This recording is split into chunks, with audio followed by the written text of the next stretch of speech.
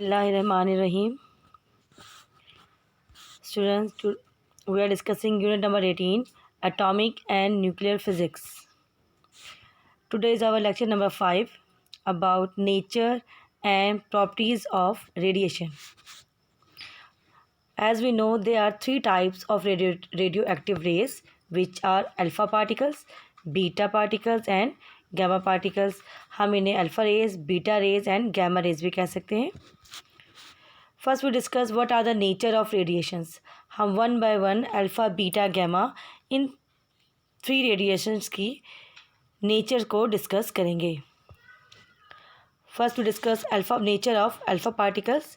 Alpha particle is a helium nucleus, okay, comprising of 2 protons and 2 neutrons with a charge of 2e. यानी कि हमें पता है कि अल्फ़ा हीलियम पार्टिकल्स के एटॉमिक मास नंबर 4 होता है और एटॉमिक नंबर क्या है 2. ठीक है, it is a positive charge particle. ठीक, इसलिए हमने यहाँ पर ये कहा है कि जो आपके पास अल्फ़ा पार्टिकल्स हो है they are equal to helium atom. Second point उन्होंने कहा an unstable nucleus with large proton and neutron में decay by emitting alpha radiations. यानी कि जब इनमें से अल्फ़ा रेडिएशन निकल जाती हैं अनस्टेबल न्यूक्लियस में से तो वो क्या हो जाता है, डिके हो जाता है. Okay, next we discuss nature of beta particles. Beta radiation is a stream of high energy electron. ये इसमें से में हाई एनर्जी इलेक्ट्रॉन जो हमें पता है क्या होते हैं, रिमूव होते हैं. And unstable nuclei with excess of neutron में इजेक्ट बीटा रेडिएशंस इलेक्ट्रॉन. यानी कि जब आपके पास न्यूक्लियर अनस्टेबल हो गया है, उसके पास एक्सेस ऑफ न्यूट्रॉन है, वो क्या करता है, बीटा रेडिएशंस को इमिट करता है. Next is gamma particles. Gamma radiations are fast moving light photons. यानी गैमा रेडिएशन की मूवमेंट जो है वो वेरी फास्ट होती है. They are electromagnetic radiations of very high frequency. ठीक है, जिनकी फ्रिक्वेंसी हाई होती है उनके शॉर्ट वेवलेंथ क्या होती है, वेरी शॉर्ट होती है. Emitted by unstable excited nuclei. ठीक है, ये आपके पास रिलीज होते हैं इलेक्ट्रोमैग्नेटिक रेडिएशंस जिनकी फ्रीक्वेंसी क्या होती है, वेरी हाई होती है. उसमें से गैमा पार्टिकल्स क्या होते हैं, इमिट होते हैं. Next we discuss ionising effect of 3 radiations या 3 rays alpha beta and gamma. What now first we discuss what is ionization.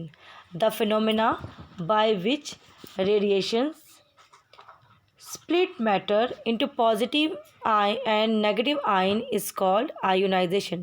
यानी कि कोई भी मैटर जब पॉजिटिव और नेगेटिव आयन में स्प्लिट हो जाता है दैट इज़ कॉल्ड आयोनाइजेशन. अब हम अल्फा और बीटा पार्टिकल्स के आयोनाइजेशन रेडिएशन देखते हैं. Alpha particles have the greatest power of ionization. We know there are 3 radiations alpha, beta and gamma. Alpha particles की ionization power सबसे ज़्यादा है, ठीक है, as compared to beta and gamma rays. It is due to large positive charge and large mass of alpha particle.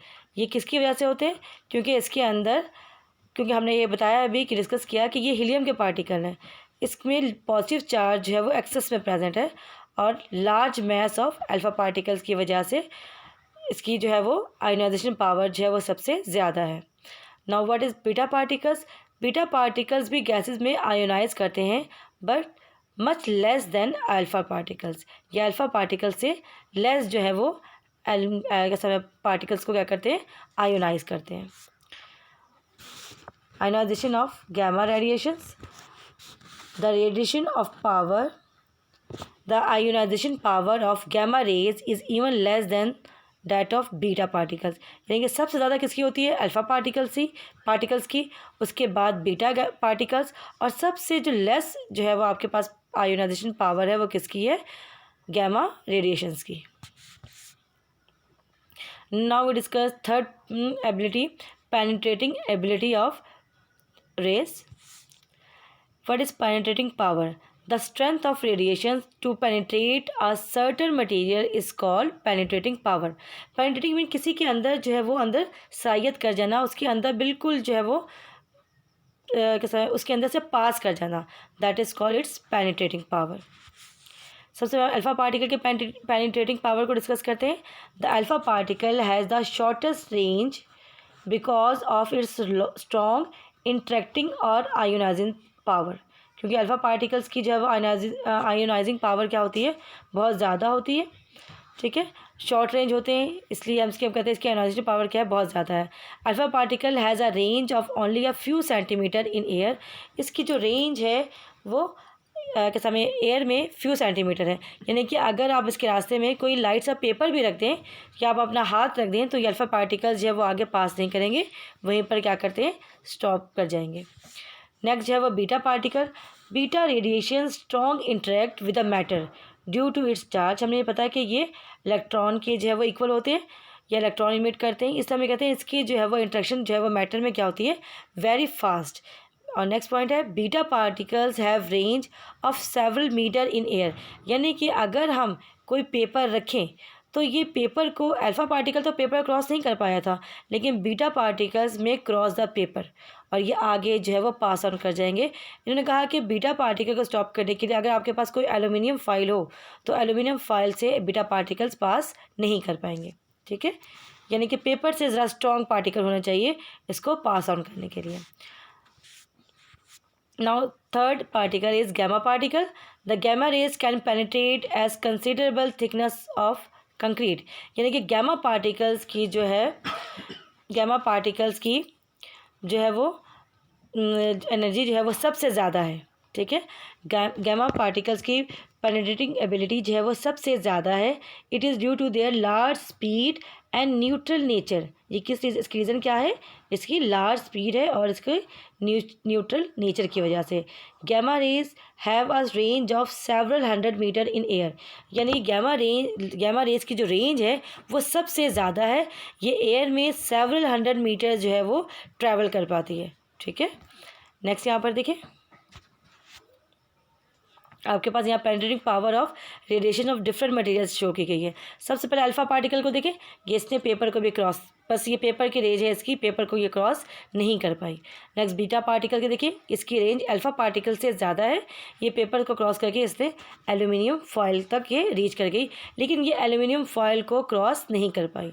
No the last is gamma particle. ये देखिए इसकी range हमने कहा कि सेवरल 100 किलोमीटर्स है, सिर्फ वो इसने पेपर को भी क्रॉस किया, एल्यूमिनियम फॉयल को भी क्रॉस किया। इसको स्टॉप करने के लिए आपको लेड जो है वो, लेड की वायर चाहिए होती है, जिसकी लेड जो है वो शीट चाहिए जो कि इसे स्टॉप कर पाएंगे।